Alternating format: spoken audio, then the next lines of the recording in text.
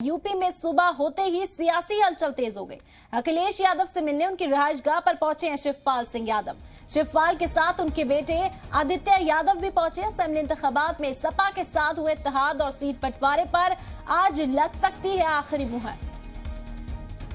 तो समाजवादी पार्टी की जानिब से स्क्रीनिंग कर ली गई है उम्मीदवारों की, और इस बीच एक अहम खबर यह भी सामने आ रही है कि अखिलेश यादव से मिलने के लिए उनकी रिहाइशगाह पर पहुंचे शिवपाल सिंह यादव और उनके साथ उनके बेटे आदित्य यादव भी पहुंचे।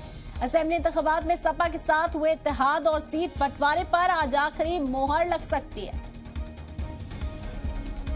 बहुत जल्द समाजवादी पार्टी के उम्मीदवारों की पहले और दूसरे मरहले के लिए जो उम्मीदवार होंगे उनकी फहरिस्त सामने आ सकती है, और इस बीच शिवपाल सिंह यादव अखिलेश यादव से मुलाकात करने के लिए उनकी रिहाइशगाह पर पहुंचे और उनके साथ उनके बेटे आदित्य भी शामिल हैं। आपको बता दें कि इत्तेहाद और सीट बंटवारे पर आज मुहर लग सकती है, या आखिरी मुहर आज लग सकती है। इसी के चलते अखिलेश यादव की रिहाइशगाह पर पहुंचे शिवपाल यादव।